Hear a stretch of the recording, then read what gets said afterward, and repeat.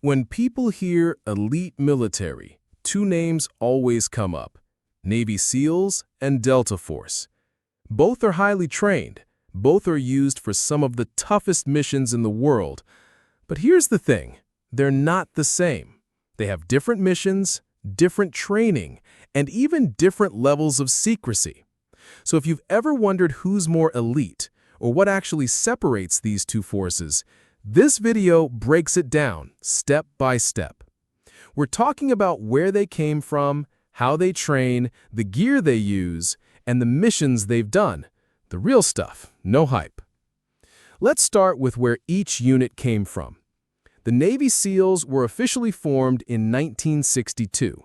President John F. Kennedy pushed for a special unit that could operate in sea, air, and land, hence the name SEAL.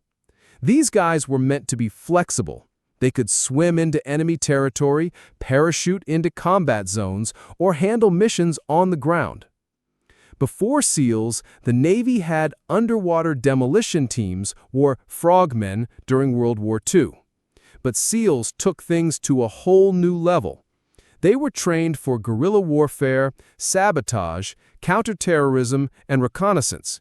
In short, they could be sent anywhere and do just about anything.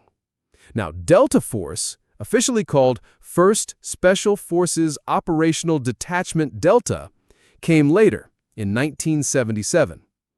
It was created after a series of terrorist attacks overseas made it clear that the U.S. needed a dedicated counterterrorism unit. A man named Charles Beckwith, who trained with the British SAS, saw this gap and pushed for it. Delta was designed to be fast, quiet, and surgical. Think hostage rescues, high-value target raids, and deep cover missions. While SEALs are part of the Navy, Delta Force is under the U.S. Army, but it works closely with other branches and reports directly to the Joint Special Operations Command, or JSOC. In simple terms, SEALs were built for versatility across all types of terrain. Delta was built for high-risk, close-quarters missions, often where the goal is don't get seen at all. That's their origin story. Same goal, protect the country, but very different paths. Now let's talk about what it takes to actually become one of them. If you thought joining the regular military was tough, getting into Delta Force or the Navy SEALs is a whole different level. Let's start with Navy SEALs. Even before training begins, you have to pass the physical screening test, and it's no joke. It includes a 500-yard swim in under 12.5 minutes, followed by a 10-minute rest, then 50 push-ups in 2 minutes, 50 sit-ups in 2 minutes, 10 pull-ups with no time limit but no rest between reps, and finally, a 1.5-mile run in under 10 minutes and 30 seconds, wearing boots and pants. And that's just to qualify. If you pass that, then you're allowed to start BUDS, Basic Underwater Demolition SEAL Training. BUDS is 6 months of non-stop hell.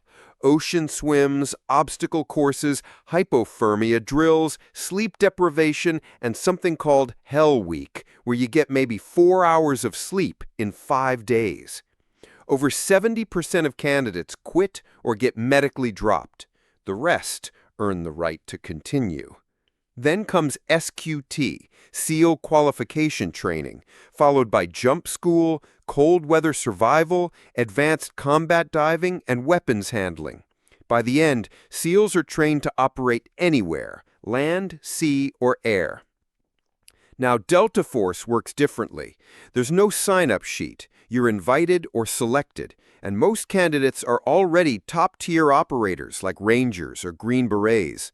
Their selection course is secretive. No group yelling, no team building. It's just you, alone in the mountains with a rucksack, map, and compass. No GPS, no guidance.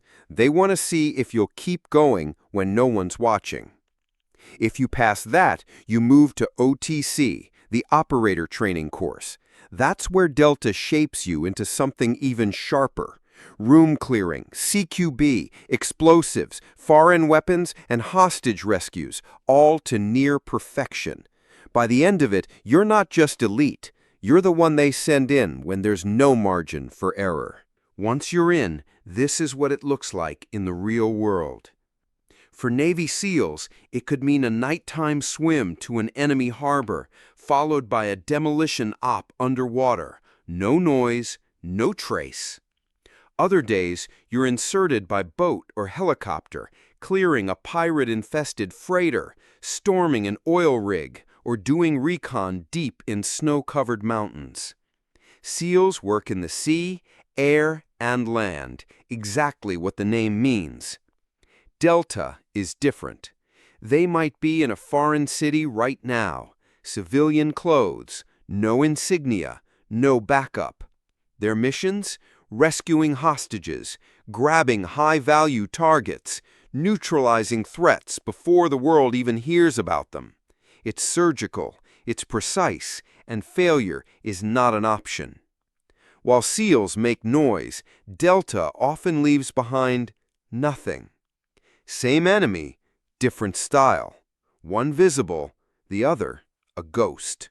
So after everything you've seen, the training, the missions, the mindset, here's the real question. Which one is best? Is it the Navy SEALs, masters of sea, air, and land, trained for any terrain, any climate, any time?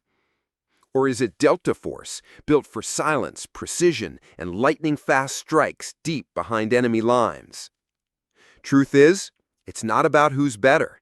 It's about the mission, the right tool, the right time. But now that you've seen both paths, we'll let you decide. Tell us, SEALs or Delta? Drop your answer in the comments.